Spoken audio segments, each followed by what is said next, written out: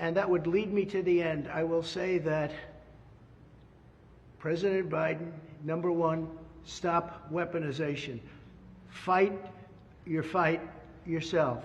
Don't use prosecutors and judges to go after your opponent, to try and damage your opponent so you can win an election.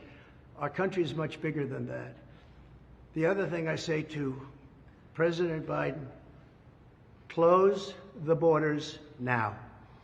This is not sustainable for our country. It's not sustainable for our cities. Our country is under siege. This is a violent thing that you've done. And many people are dying. Many, many people are dying. They die on the trip up. They die going through the border. And they die in our country.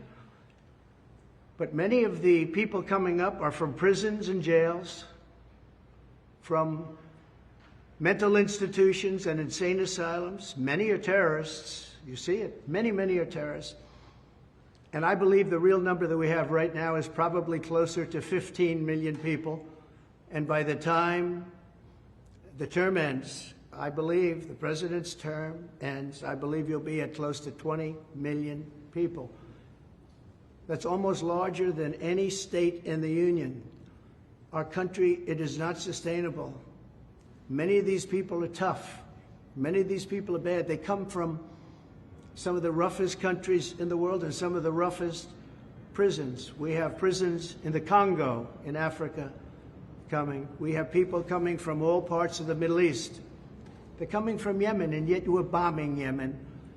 You have to stop. You have to close the border. You have absolute authorization. You don't need Congress. I had the safest border in the history of our country, and I didn't use Congress for it. And then I built hundreds of miles of wall, and the reason I built it and how I built it was I considered it an invasion of our country, and I took the money from the military, and the Army Corps of Engineers did it with me, and we did a great job. And we had the safest border we've ever had, and now we have the most unsafe border anywhere in the world at any time. There's never been a border like this at any country, anywhere in the world.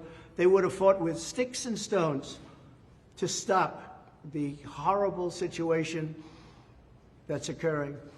Our people can't stand it, and the people coming in really can't stand it because they're dying. Many are dying on the trip up, and they're dying in the country. And also, many of the people are criminals, and they're doing tremendous harm. I call it migrant crime. It's migrant crime. It's a new category of crime.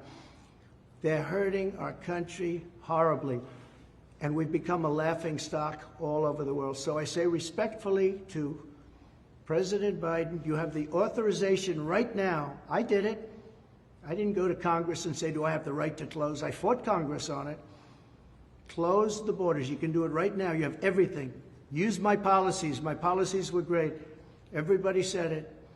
Use my policies. So just to finish, I have great respect for the Supreme Court, and I want to just thank them for working so quickly and so diligently and so brilliantly. And again, this is a unifying factor. Everybody now is together, and they can go after me as a politician. They can go after me with votes, but they're not going to go after me with that kind of lawsuit that takes somebody out of a race who's leading in this case, but even if the person wasn't leading. And I want to thank you all for being here. Do we have any questions? Yes.